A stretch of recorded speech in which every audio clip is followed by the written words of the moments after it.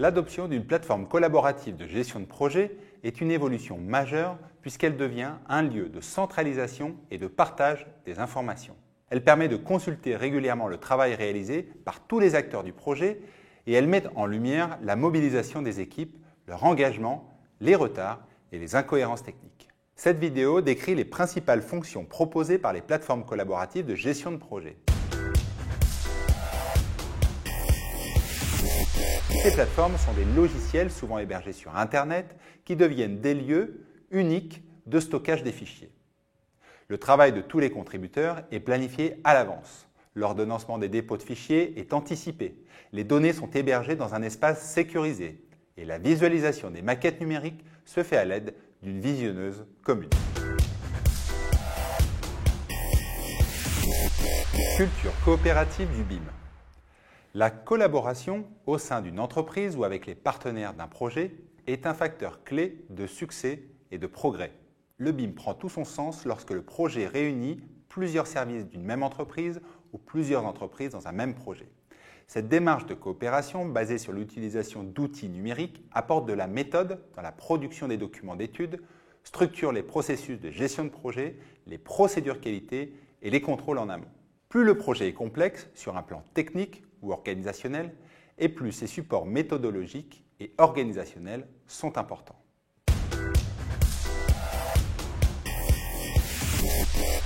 Plateforme BIM multi-utilisateur. Les plateformes collaboratives sont des logiciels multi-utilisateurs, c'est-à-dire que chaque acteur du projet va bénéficier d'un compte et d'un code d'accès qui lui est réservé.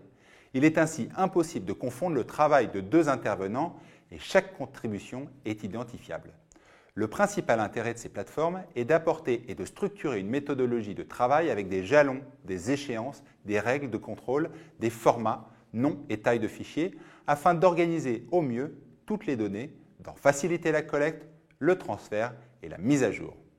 Plus l'enrichissement de données est important, plus l'organisation de ces données doit être rigoureuse. Choisir et mettre en place une plateforme collaborative. Les fonctions proposées par ces plateformes collaboratives sont multiples. Aussi, il est important de choisir une plateforme adaptée à la complexité du projet lui-même et aux capacités des utilisateurs.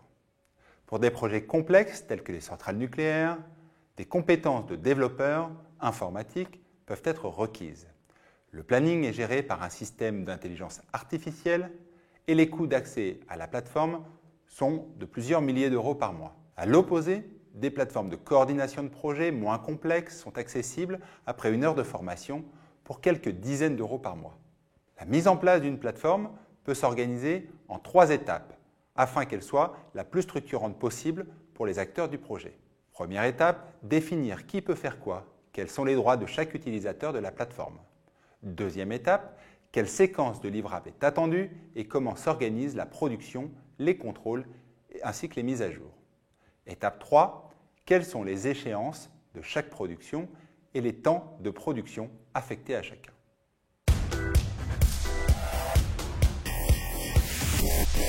Répartir les droits des utilisateurs de la plateforme.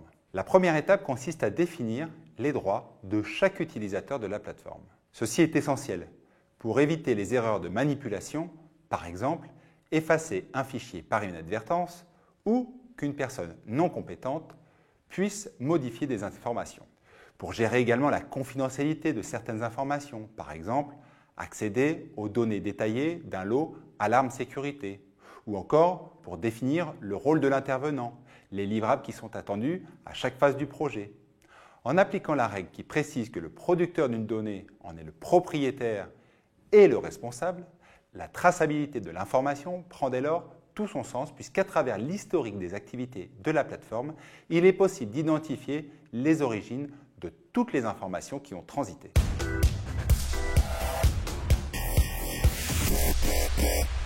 Organiser les processus de production du modèle BIM. L'étape suivante est l'organisation des processus du projet s'agissant des phases d'étude et d'exécution. Le gestionnaire du projet ou le BIM manager précise alors les séquences de production des maquettes numériques, les détails géométriques qui devront être intégrés. Il précise les principes de circulation des fichiers pour réaliser des contrôles internes et externes, les séquences de modification, de mise à jour et de réception formelle des livrables.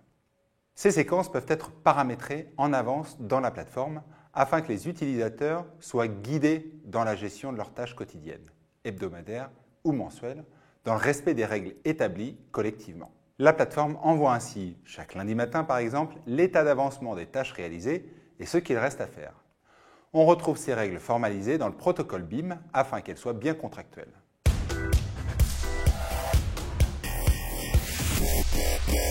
Planifier le projet en BIM. La dernière étape permet d'organiser les productions du projet sous la forme d'un plan délivrable et d'un planning de production. Il s'agit de baliser ces productions attendues par chaque individu, de préciser leurs échéances afin d'avoir une vision d'ensemble du déroulé du projet. L'enjeu est de pouvoir suivre les productions de chacun, d'en assurer l'identification dans le temps, la traçabilité, de garantir le séquençage des livrables et la disponibilité des informations nécessaires à la poursuite de son propre travail. Par exemple, les travaux de simulation nécessitent de pouvoir disposer au préalable de modèles numériques aboutis et bien renseignés. La synthèse technique suppose de pouvoir disposer des derniers modèles à jour. Aussi, la plateforme devient un outil d'assistance pour mettre à disposition la bonne information au bon moment auprès de la bonne personne. Lors du dépôt d'un fichier, une notification peut être directement adressée aux acteurs concernés parce qu'ils sont des contributeurs ou des utilisateurs de données ou parce qu'ils ont la responsabilité d'en contrôler la qualité et la conformité.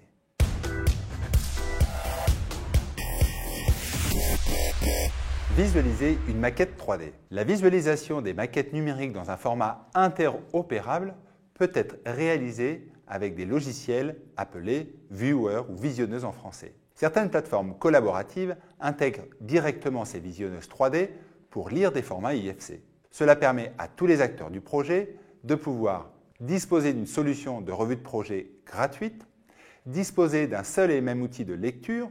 Ainsi, il ne peut pas y avoir de différence d'affichage et d'interprétation des maquettes numériques, ce qui peut être observé lorsque l'on utilise différentes visionneuses. Par ailleurs, cela permet de contrôler la conformité de sa maquette dans un logiciel défini à l'avance. Chacun peut vérifier que l'export en IFC a bien été réalisé. Enfin, cela permet d'annoter la maquette numérique lors de revues de projet individuelles et collectives afin de signaler une non-conformité technique ou une demande de modification. Il est possible d'écrire directement des commentaires dans le fichier de la maquette numérique. Chaque commentaire, similaire à un post-it, pourra concerner un objet en particulier. Ce commentaire sera donc géoréférencé afin d'identifier où doit être réalisée la modification. Ces fichiers de commentaires sont appelés BCF pour BIM Collaboration Format.